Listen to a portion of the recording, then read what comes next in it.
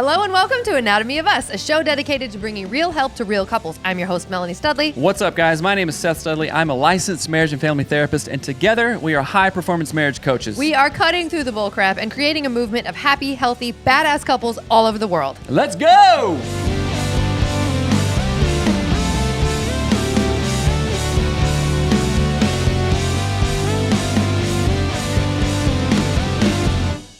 Yo, what's up, guys? My name is Seth. I'm a licensed marriage and family therapist. We have over 500 shows and tons of content to help you create the marriage that you wish you had, just like we did, because we were in the stuff and there were no good resources out there. And so we made our own. So thank you for joining us. This is Melanie. She's an awesome lady, high-performance marriage coach. All right, let's go. Let's do this. I'm also your wife. And yes, she is my wife. Okay. We have kids. So today we are answering y'all's questions about our implant episode. And if you haven't heard it, we've got 2 episodes out already. One is my full implant explant journey, breast implants and breast explants. And that was a solo episode. It was a solo episode where I talk about all, like, in as much detail as I can, because this is the stuff I wish that I could have found when I was looking for this stuff. And then Seth and I talk about it. That's a Patreon episode. So you to go listen to that. You got to go to patreon.com/anatomy of us, and it's worth it. And today $6 a month. We've been asking you what questions you have, and we've got some, and I'm super, super excited about it. And you, Seth Studley, before we start, cannot get mad at anyone. I'm not going to get mad at people? Yes, you got a pinky promise right now. I need the Lord's You help. must pinky promise with the Lord right now. Bring it down, Lord. Lord. So we're going to dive right into the questions that y'all had about. Why would you say that? Why would I get mad at people? You're going to in about I see. 9 questions in. Okay, so are these the questions that we sourced from Instagram and Facebook, or are these the questions that were sourced from the dudes when I asked the dudes? Both. Both, okay. So the very first question is a simple question, and it says, number 1, simple question. Why? Not trying to be judgmental, truly curious. I will use the word that my doctor used that I think best explains it. He says, well, your current breasts are very pancakey. Oh. What? Dr. Hutter, excuse me? How dare him. So the answer for me is I just didn't want to have pancake boobs. It's a really good definition. Like they're flat and pancakey. I know I've said tube socks in the past, but pancakey is a much better description. And I have been thinking, should I make 2 pancakes with blueberry nipples that represent what my breasts look like, if y'all are curious? No, let's not do that one. That's fine. Thank you very much. Wouldn't it be funny though? Because for me, that's why. I didn't want pancake boobs. Okay, so why not a judgmental way, truly curious? Okay. Why are you answering that? Why do people want to lose weight? Right. Why do people want to, grow their hair out? Why do they want to get a new hairstyle? Why do they wear makeup? Why do they cut their hair? Why do you go shopping for new clothes? You have the ability to look better, and that's subjective, I guess. Feel better, and remember what we say: if you look good, you feel good. If you feel good, look out. Knock it off. Somebody digging something? Yeah. Okay. Digging a hole. So that was that's my, I guess, explanation of why. But it wasn't my body; it was your body. So answer why. If it was my body, no. What does he say? I'd use your body to get the top. If I were you. Okay, so yeah, simple question. Why? I didn't want pancake boobs. Number 2 question. Did your nipples go numb, and what other side effects did you have? Yes. My nipples felt terrible the whole decade that I had implants in. You're just going for it. Why would I not go for it? Hit the window. Now she's digging the hole. No, who cares? So I care. I just filled that hole in yesterday. Okay. But yes, my nipples were numb and it felt terrible. And it wasn't like full numb. It was just weird. Like you could tell it was wrong. And nothing made it not feel wrong, if that makes sense. Do you think they'll feel better now? Yeah. Yes. Okay. But it just always felt wrong. It always felt fake. It always felt off. So what were other side effects? I mentioned a bunch of this in the other podcasts that we've done, but my nipples always felt painful. They actually hurt a lot. They felt uncomfortable and halfway numb. And then other side effects were it literally always just felt like you had 2 water balloons and then this sound in your chest cavity. So that was the answer to that one. So I did the numbers wrong. Number 3, Mm-hmm. differences in results between implants and a lift. So they're totally different things. So an implant, obviously, you're having a fake thing put into your body. Like at the bottom of your boob. Not the bottom, but I yeah, the whole thing. I don't know. Yeah, I know. An implant is like putting a thing inside of your body, right? Implanting a thing inside of you. And a lift is they will actually cut away skin at the bottom of your boob and like tighten the whole thing up. So your boobs will be smaller and higher, but they'll be all your actual boobs. An implant is a fake thing inside of it. It's like a water balloon inside your shirt. Right. So that's the difference right off the bat. So from the difference in results is like the implants were fake and big. Explant and lift is small and real feeling, if that makes sense. And the scarring, yeah, I'm proud of myself. Yes. My doctor even said, you scar beautifully. Yeah. You're great at scarring. And I just have a particular skin type and whatever, that my scars are minimal. Like I have a lot of scars, like I cut my hand open with a chainsaw. I've had surgeries, lots of surgeries, from accidents and stuff.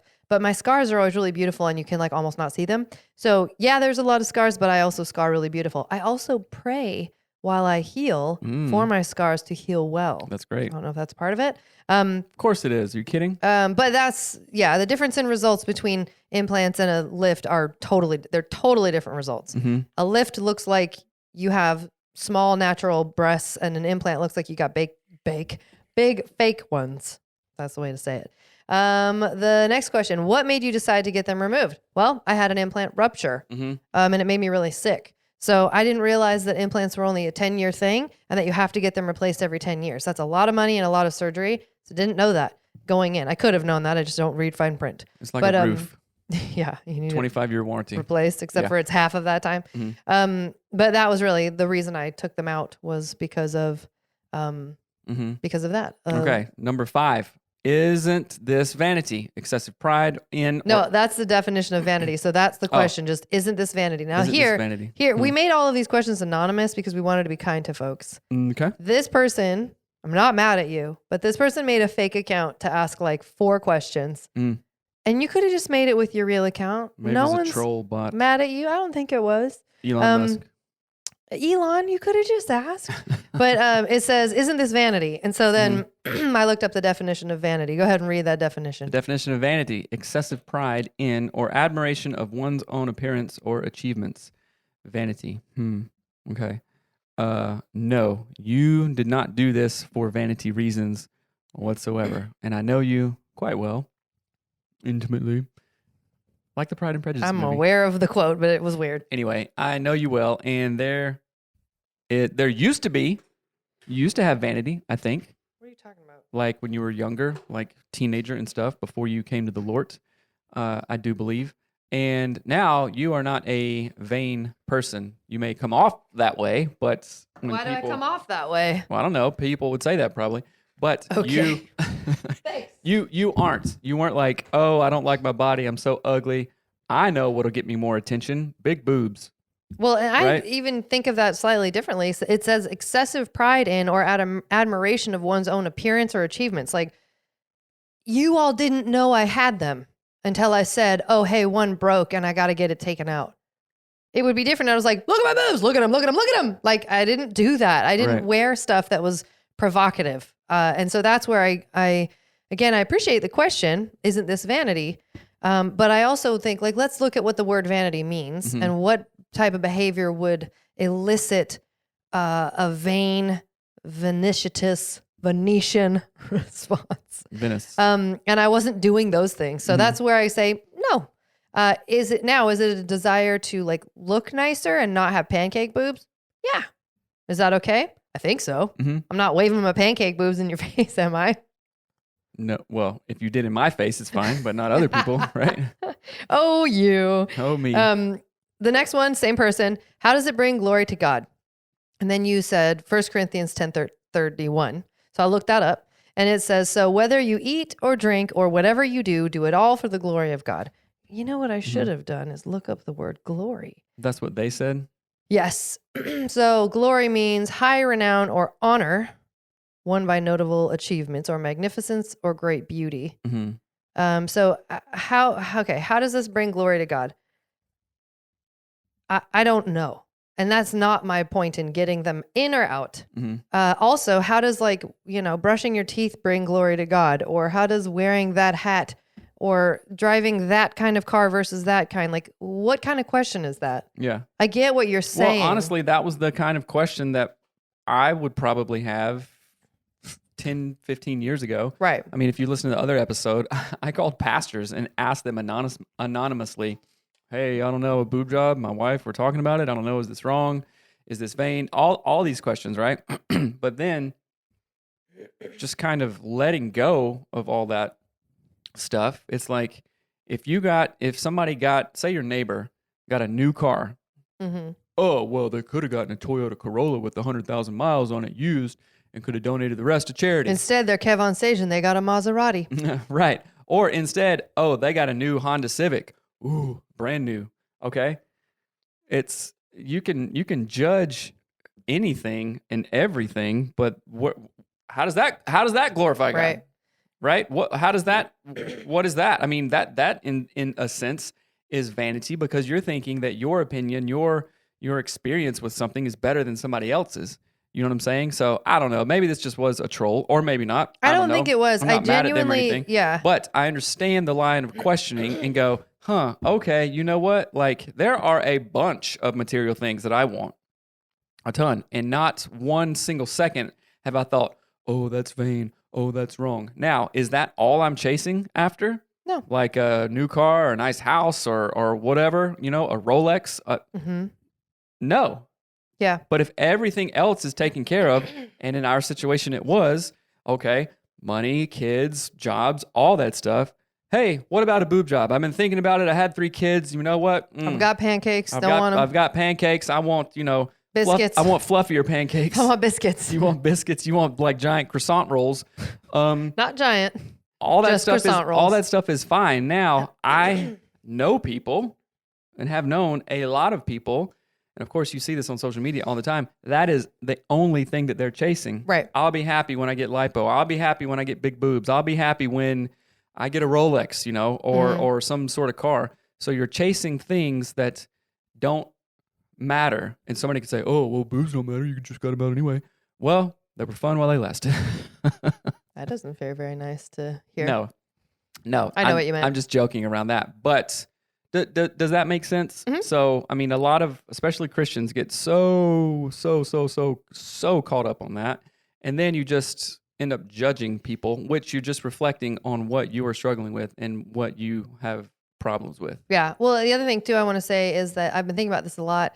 So I was raised Catholic, like didn't care about any of it, but was raised Catholic. And we used to go to St. James Cathedral in Seattle. And then when we went to Europe, we have seen many, many cathedrals. Mm-hmm. Now, this cathedrals, if you've never been to a like Catholic, or I guess there's other kinds of cathedrals, but if you have only been raised in the like non-denominational Christian church in America, it's like done in big office buildings and everything looks like office furniture, mm-hmm. right? Like huge walls with office paneling and carpet that would be in a movie theater, right? That's what you know of. That's what a lot of Americans know of faith buildings. But being Catholic and going to mass with like bajillion pipe organ mm-hmm. and these carvings everywhere, I think of this all the time. They use that verse. It's like your body is your temple. Right. Okay. Well, if my body is my temple or cathedral or my like thing that honors God, I want it to look amazing. Mm-hmm. And I think of that all the time. Like in Catholic churches, there are stained glass windows that take people like years to make. Mm-hmm. And they will show you all of like the journey of Jesus and all of these different things.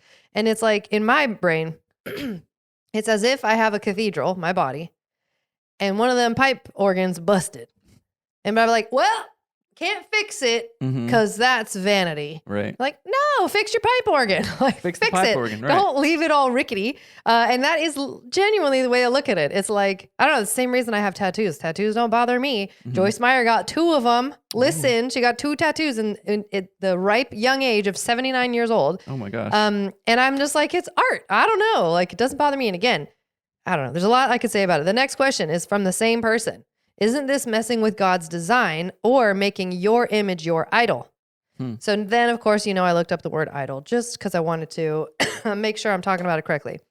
An image or representation of a god used as an object of worship, a person or thing that is greatly admired, loved, or revered. So going on the 6 years that we've been podcasting, you tell me how many times I've talked about my boobs and idolized them. Zero. That's exactly right. Again, isn't this messing with God's design or making your image your idol? So, if you have diabetes and you're taking medication, is that messing with God's design? Well, yeah, but somebody would say, well, your boobs weren't sick or something. You don't need them. Yeah, but you didn't see them. However, I don't need to go to the gym, right? I don't need to go. Do I enjoy it? Do I like the aesthetic results of it? Do you like the aesthetic results of it? I am messing with God's design, right? Every time you eat fried chicken, you are messing with God's design. You should eat baked chicken if we're going in this line of thinking. It's like that meme, and I'm from the South, this is hilarious, but there's a giant plate of fried chicken, country fried steak, mashed potatoes, grits and gravy, with all this stuff, collard greens just sitting there. Well, collard greens are really good. Yeah. Green beans, everything just slapped with grease and biscuits and butter and everything, and then people be saying, God bless this food to the strength and nourishment of my body. Help it be strength and nourishment to our body. Right. It ain't strength and nourishment on that plate. No, you're sitting there gorging yourself and just getting fatter and fatter, right? So come on, people. If you took this to its logical conclusion, then you would eat organic, grass-fed everything, and you wouldn't think anything of it, right? So, no, I disagree with this person on that. Is it messing with God's design? Have you ever lost weight? Have you ever gained weight intentionally? Have you ever brushed your hair? Have you ever gotten a haircut? Have you gotten a haircut before? If you're a dude, have you shaved your face before? Right? Okay then. So.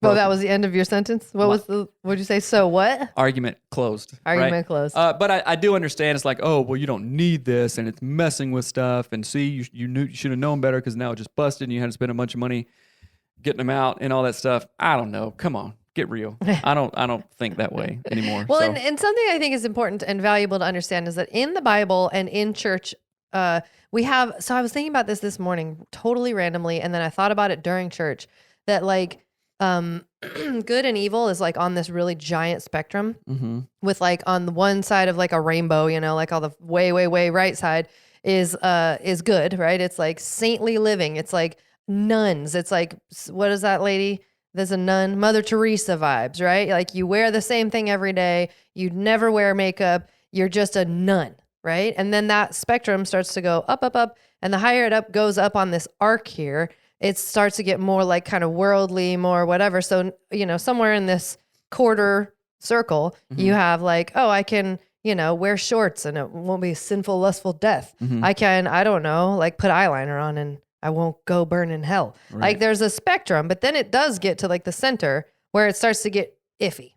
It starts to get a little shady. Like, well, can I show some cleavage? But I don't know. Or like maybe I can make out with my boyfriend, but we don't actually have sex, but basically we're almost having sex. Like you get to the center here where it does start to actually be very, very like, what? I don't know. And then you go all the way to the left here where it's like bad, really bad, Satan, prostitutes, drugs, all these things. And in the Bible, unfortunately, and I'm going to say it like that, there are not a lot of examples of like midway people. And I don't mean center people. I mean like, what's degrees is this? 30 degrees? Yes. 30-degree people. Like people that aren't nuns and people that aren't prostitutes. These are the things that they use in examples of the Bible. And when I read questions like this, all I can think of is like, does this person want me to be a Mennonite? Like a big, long, weird braid that's fat and I wear dresses with curls up to my neck and everything goes, like my dress goes down to my long ankle, shoes. Right. I mean, that isn't real life. And so I hate this thing that people do where it's like, oh, well, if you're not this saintly virgin, untouched blood, then you're a prostitute. Right. Like, no, there is a lot in between. What's the middle ground there, right? Okay. How do you justify it biblically? Did they give this Bible verse or do you? I did. You did? Okay. Yes. How do you justify it biblically? Okay. I don't. I'm not worried about that. Right. Just as you probably aren't unless you're a Mennonite. Yeah. This is going to sound weird and maybe people get mad. I don't know. Oh, you know how we say, and don't at me. Do you think that I have ever said, or you or anybody says, oh, hey, listener, don't at me. And that person who was going to at you goes, oh, well, they told me not to. And now they didn't. Do you think that is ever a thing? No, why are you saying that? Because I was thinking on it on my run. I was like, I'm going to stop saying that because it's not stopping anybody. It's just ridiculous. So anyway, how do you justify it biblically? How do we justify this podcast biblically? How do I justify that I own a commuter car and a truck for snowboarding and hunting and skiing? How do I justify our house that has several bedrooms than a one-bedroom house? How do I justify, hey, I'm going to eat this steak. Oh, well, I should eat a can of tuna instead because it's cheaper and I can go get that money to the church. How do I justify that? You don't. And if you think of every stupid thing like that, then you might just, I don't know. How do you justify it biblically? You have an Apple computer right there. You have another one over there. Oh, I could have gotten a PC and saved $1,000. Well, I have a biblical justification for my Apple products here, so should be okay. See, I told you you were going to get mad. Well, sorry. I'm not mad, but I did think this way at one point, and I will tell you, it's okay. Jesus talks about it in the Bible. It's like, okay, this sounds like the Pharisee and the Sanhedrin and stuff. Oh, you can't do anything because this was the standard. You can't do anything. And Jesus came to rock that world and turn it all upside down, and a bunch of people got mad at him. You can't heal on a Saturday. Right. Sabbath or whatever it was. So, I don't know. How do I justify my t-shirt? Don't. I'm going to be quiet. Yeah. So I put in 1 Peter 3:3-4. It says, don't try to make yourselves beautiful on the outside with stylish hair or by wearing gold jewelry or fine clothes. Instead, make yourself beautiful on the inside, in your hearts, with the enduring quality of a gentle and peaceful spirit. This type of beauty is very precious in God's eyes. Now, I put that quote there, or that Bible verse there, because I've been working really, really hard to make myself beautiful on the inside. That's been my life's goal since I was 19, since I became a Christian. Now, don't try to make yourselves beautiful on the outside with stylish hair or by wearing gold jewelry or fine clothes. So with this person who made a fake account to send these questions to me, I'd like you to send me pictures of yourself. Do you have any gold jewelry? Do you style your hair? Do you try to make yourself look appealing? Because if so, how do you justify that biblically? Do you think your spouse looks nice when they wear that certain thing or smells nice because they bought perfume? Oh, how's perfume biblical? Pure nard. Right? Oh, that was good. So this, I at first I was like, why did you even put this verse in there? But then after you read it, I was like, okay, the first piece is telling you what not to do, right? Instead, do this latter piece first, work on the inside, and then I'm not reading that it forbids jewelry or braided hair or stuff like that. It says, hey, first, get right on the inside. Get right with God, get right with yourself, get right with people you love. Don't do these things out of order first. You know what I'm saying? Yeah, and the thing just doesn't work. Is, I mean, there's a ton of wisdom in that. Hey, everybody, don't worry about this stuff. The world will say you need a Porsche and a Lambo and a Rolex and a big fat boobs and I said something else. Whoa, keep on the straight and narrow. Or nice shoes and this and this. Oh, that's how you get happy. That's how you do this. That's how you do that. No, be solid, be secure, know who you are, make glorify yourself God beautiful on the first, inside. Yes. And then, oh yeah, God bless me with a lot of money. I'm thinking of all the ladies in your mastermind. They're on jets that they own. Yeah. You understand what I'm saying? Yes. And I think... And since we know those people, it's like, wow, those are some of the realest people that I know through you. I haven't met them, but one day I will. And I believe that they did it in the correct order. Yes. And now, there's blessings coming. So yes. And I think too, like also, again, to this person who made a fake account to ask us questions, they could have just done it without making a fake account. Do you follow anyone on social media that you really admire? And did that person put blush on, eyeliner? Did they maybe curl and brush their hair or wear colors that are flattering for their skin tone? Like this stuff isn't a sin. Mhm. It's if you idolize it. If I was out there flashing the boobs everywhere and that's all I talked about and all I did was try to look beautiful and all I did was, and if I didn't look beautiful, I felt terrible. Like that is not who I am or how I am. And so again, I love that you ask these questions because I think you're going to learn a lot today, right? Full stop. The next question is not in the same vein. It says, do you regret the implants? I've been curious about getting them, or I've been curious about it after your experience.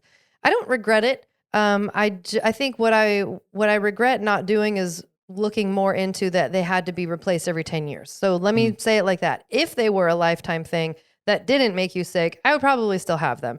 But mine ruptured, made me sick. And so I regret it from that perspective that it's like, oh, they don't last forever. Okay. But I don't regret having had them. I wouldn't do it again though, just because it basically made me, it took away my energy for like a full year, which isn't the end of the world, and way worse things can happen. But what I wish I would have done is just had a lift instead. So that's like full stop the way that I would, if I could go back and do it again, I would just do a lift. Partially because of I mentioned this in other episodes, but I like to be really flexible and healthy. And when you have big water balloons in your chest, you can't be as flexible and as healthy, or I couldn't be as flexible and as healthy as I wanted to be. Now, mind you, I am a small framed person.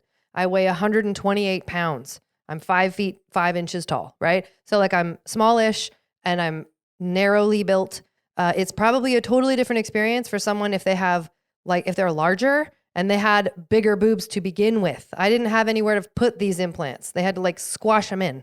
And so that was partially the problem, if that makes sense. But I wouldn't do it again. I don't regret it, but I would have just done a lift had I known that further surgeries were required and all of that. Does that make sense? Absolutely. The next one is my favorite one. When we asked men, right, what is your question? Here's what we got. How playable are they? Will I hurt them? Yes, okay. You will hurt them. Yes, you can. We have a story that we haven't told yet. And yes, they're playable. Why did you pause? You paused. Because I don't know. Do we have the same story, I guess? I'm not sure. How playable are they? Yes, very playable. Very playable indeed. Now, will you hurt them? Yeah. I think that I shook something loose one time. You did. That's probably why it ruptured also. Right. Because they're like attached inside of you, which is really weird. This gets really gross and weird. But like Seth did something and it like messed one of them up and it hurt really bad. And then it moved locations in my body. And then I don't think it's solely responsible for that, but because it like unattached, it got a ripple in it, and ripples are where it breaks. So like if you have a bag of water and it has like ridges in it, that point becomes weak because it's folded in the plastic. Think of like a plastic bag that's folded in a spot, gets weak right where it's folded. So yeah, they're playable, but yeah, you can break them. And that's the one that ruptured, was the one that was messed up. Sorry. Whatever, you had to pay for it. So what is the difference between implants and augmentation? So good question. Of course, I did the definition. So breast augmentation, also known as augmentation mammoplasty, is surgery to increase breast size. So you're augmenting, making it bigger. It involves placing breast implants under breast tissue or chest and muscles. So the difference between implants and augmentation is what you're calling it. So an implant is the thing you stick inside to augment the breast. That is slightly different from like a lift is not considered a breast augmentation. You're like raising the breast up and making it not pancakey or saggy, but you're not making it bigger. You're not augmenting it with an implant. Does that make sense? Yes. So if someone talks about breast augmentation, it's the same thing as breast implants. But there are also, you can do fat transfer augmentation. So some people will have liposuction and then take the fat they sucked out of their body and put it into their breasts, which I also.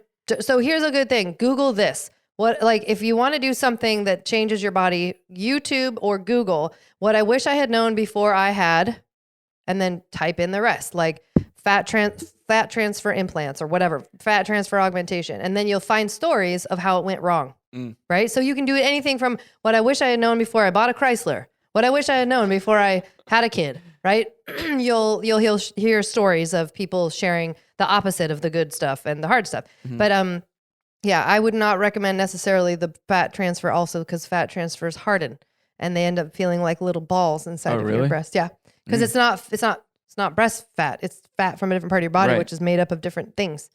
But fat's not the same as boob fat. I guess so. So, I hope that this has been helpful, and I hope that we answered all your questions. I do want to go back to like, you know, Seth never pressured me to do this. It was something that I wanted because pancake boobs, I don't love them. Don't love how they felt. I'm super thin skinned. You know, I don't have like, even all my doctors are like, wow, your skin is really thin. You don't have a lot of fat. Like you can see my bones all over, right? So if I could go back and just do the lift, that's what I would have done. I need to make you more biscuits. I do not want to get heavy. I don't like how it feels. We've already talked about this. I got fat on purpose to balance out my boobs, and I didn't like that either. So it's just a boy shape is all I like, teenage boy body. No biscuits then. No biscuits. I mean, I'll eat them, but I'm not trying to get fat on them. But yeah, I think that I never idolized them. I never made them my God and sacrificed them on an altar. Well, I kind of sacrificed them, but like I never showed them off. I mean, the thing I would say is the most telling is that almost nobody knew I had them until they ruptured. So there's your indicator of how much idolatry was happening. If you didn't even know I had them, right? You know, and then also too, like, it's if I was saying I can't be happy unless I have these implants, that's a different story. And I was never like that. I could have taken them or leaving them. Like if we couldn't have afforded it, I wouldn't have gotten them. No big deal, right? Have you ever felt? Excuse me. Now this is kind of a philosophical, somewhat existential thing, but it goes along with this, right? And maybe this is how we'll wrap up the show. Have you ever felt in your life, other than when you were just a little kid, oh, I can't be happy unless I get this, fill in the blank. I can't be happy if only I could just get this. It would change everything. It would change my life. It would whatever. Now, there's a difference in saying, oh, when I get that thing, it'll allow me to do this and this and this, which will be cool, and that's a goal of mine. But my happiness, contentment, differentiation, anything healthy is not contingent upon somebody else doing something, something that I get, something that when I finally, XYZ, basically the premise of the grass is greener on the other side. Oftentimes we do think that, but certainly neither one of us thought of that with your boob job. No. Now, there was part of me thinking, oh, okay, yeah, that'll be cool. I'm looking forward to that. Yeah, okay. You know what I'm saying? But it wasn't, I'm not even going to find you attractive unless you get rid of the pancakes. I never thought of that. You know what I'm saying? Flip those flapjacks out of this. Right. I never felt that way. No. So have you ever felt anything like that about your life and lingered there? We probably have to some degree, but we have not lingered there because like, oh, wait a minute, that's not right thinking. Like I have everything I need kind of thing. Does that make sense? Yeah. So is there anything that you have had in your life of, oh, if I just XYZ, then I could XYZ? No. No? Not really, because that's not how I was raised. Right. We were raised in a very like martyr vibes, like, you know, having a lot of money, but driving a crappy car. Right. Like that's how we did everything. So it was always kind of drilled into your head that, and not in a weird way or not in a mean way, nothing like that, but like, you don't need that thing. That thing won't bring you happiness. Now, I think it did cross an unhealthy line. Yes. Where it's like, that won't bring you happiness. Don't chase dreams. Don't go on a vacation. You'll only come back home. But then, like that. But then also judgment too. Like, oh, that person got that thing, or oh, there's judgment. Yeah, no, but I never lived in that sort of, and I still don't live that way. Like, right. I will say it like this. I know you have struggled with this concept, but like my identity is in Christ. Oh, right. So I don't need a yacht. I don't need a boob job. I don't need painted nails. I don't need 5 kids. I don't need 20 dogs to be happy. I have Christ. Right. Like literally I have what I need, even if I have almost nothing. Right. I have Christ. I've got everything. Right. And that's the way that I look at it. So and again, it helps that I was raised that way, sort of. The Christ part wasn't a part of it, but it helps that I was raised to like see things kind of like, well, you may have nothing, so be happy with what you have. You have health right now. You're alive right now. Like that's as good as it needs to be. Right. You know what I mean? Mm-hmm. But what was the point of asking that? Just curious about it because probably people have some thoughts around that, especially the anonymous person, like, oh, shouldn't you just, this, and this without this? What's wrong with you kind of thing. But I don't really think that way. And again, it was not like, oh, when Melanie gets fake boobs, then our marriage will be better. No. Oh, when Melanie gets fake boobs, I'll be happier. Whatever. Now, oh, Melanie has fake boobs. Cool. Okay, let's do stuff kind of thing. But it's not that way, right? And I will. Can I add one more thing to that too? Sure. I will say, I've said this often to mostly my closer friends like Riva and you and whatever. I want to do like everything, like within the bounds that are healthy now. I mean, before I was a Christian, I did actually want to just do everything, which is not healthy. But like, I want to experience stuff. I want to know what it's like. Like, I remember actually thinking, and I didn't think that this would actually come to fruition, and it did. I always wanted to know what looking at your own bone looked like. And I cut my hand open with a chainsaw on accident and got that chance. Like, stared directly at the bone in my middle finger on my right hand, and it was really cool. And I know that sounds so weird, but that's like, I don't have that desire. I really do, just like life. Like, I want to experience it. Now, I know that's dangerous to say. I don't want to experience all things. Yes. While Kay is texting you right now. I know. That's funny. I don't want to experience all things, obviously. Like, I don't want to have deep suffering and torment and torture. But I pretty much do want to live life like really fully. And for me, I was like, I can afford a boob job. Cool. Like, let's try it out for however long. And we did. And it was fun. But again, had I known I had to get them taken out and that they would make me sick, I wouldn't have done it. Okay, how about this? Maybe this is a question that the ladies have been asking but did not answer it. Or maybe they did in your solo episode. I don't know. Did you feel more confident or sexier or any of those things? No, that's what I did answer that in my solo episode. I became very self-conscious. Really? Like, I just felt uncomfortable all the time. Again, because my body, like what God made my body to look like is kind of like a teenage boy. Like, I'm like athletically built and narrow and small. And so you plop 2 coconuts on a teenage boy, looks a little garish. Didn't mean to do that. Didn't think it would look that way. Again, I think if Dr. Hutter had done my first implants, it would have been a lot different. Do you think that